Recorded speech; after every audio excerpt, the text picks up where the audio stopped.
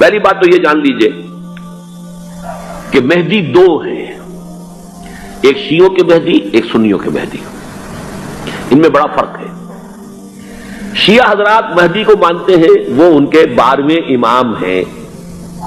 ان کے عقیدے کے مطابق انہیں پیدا ہونے کے فوراً بعد اس اندیشے سے کہ انہیں قتل کر دیا جائے گا، ایک غار میں چھپا دیا گیا تھا۔ تقریباً 1200 برس سے وہ اس غار کے اندر ہیں، وہ روپوش ہیں، چھپے ہوئے ہیں، اسی لیے انہیں امام غائب کہا جاتا ہے، اور اب ان کا انتظار ہو رہا ہے، اس لیے انہیں امام منتظر بھی کہا جاتا ہے۔ اس لیے شیعوں کے دارالعلوم جو ہوتے ہیں، دارالعلوم المنتظر، وہ اس لیے کہ ان کا انتظار کیا جا رہا ہے۔ تو یہ ہے، اب وہ ان کا خیال ہے کہ آخری دور میں، آخری زمانے میں وہ ظاہر ہو جائیں گے، غار سے نکل آئیں گے۔ دیکھیے، میں اس عقیدے کو اس بنا پر رد نہیں کرتا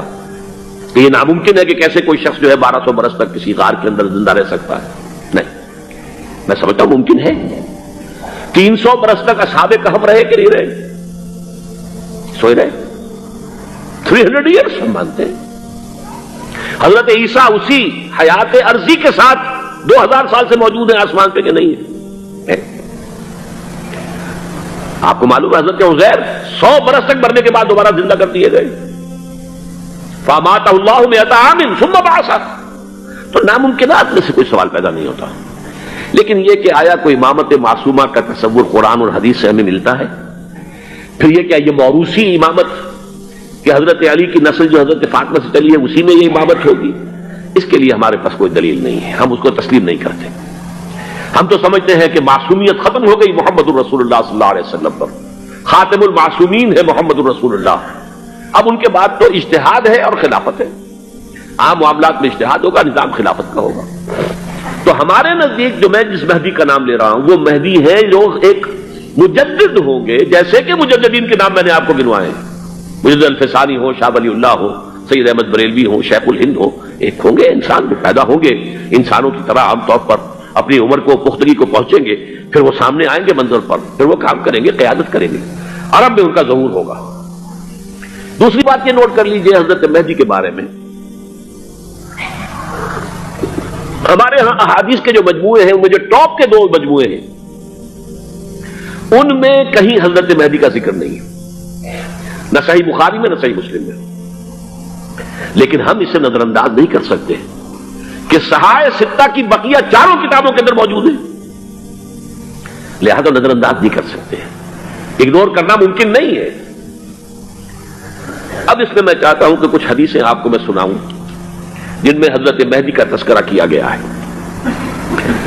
پہلی ہے وعن عبداللہ ابن مسعود قال قال رسول اللہ صلی اللہ علیہ وسلم، حضرت عبداللہ ابن مسعود سے روایت ہے، وہ فرماتے ہیں کہ حضور نے ارشاد فرمایا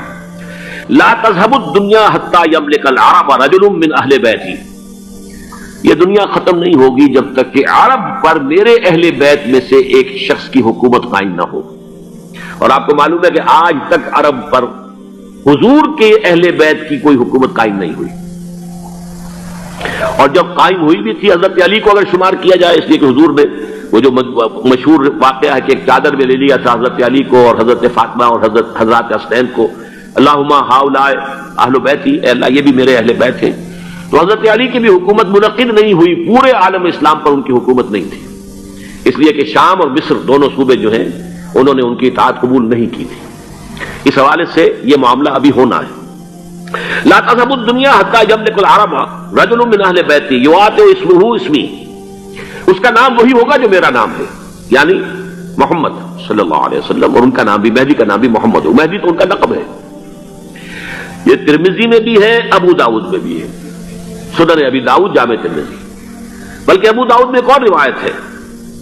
قال حضور نے فرمایا لو لم يبق من الدنيا الا يوم، اگر دنیا کی زندگی میں سے کچھ بھی نہ بچے سوائے ایک دن کے، لطول اللہ تعالی ذلک اليوم، تو اللہ تعالیٰ اس دن کو لمبا کر دے گا، حتی یبعث فیہ رجلا منی، یہاں تک کہ میرے خاندان میں سے ایک شخص کو اٹھائے گا، من اہل بیتی، میرے اہل بیت میں سے، یواطع اسمہ اسمی و اسم ابی ہے اسم ابی، جس کا نام میرے نام پر ہوگا، جس کے والد کا نام میرے والد کے نام پر ہوگا، محمد ابن عبداللہ ان کا نام ہوگا، اور وہ یملأ الارض قسطا وعدلا کما ملئت ظلما وجورا، وہ سرزمین عرب کو عدل اور انصاف سے اسی طرح بھر دیں گے جیسے کہ وہ ظلم اور زیادتی سے بھر چکی ہوگی۔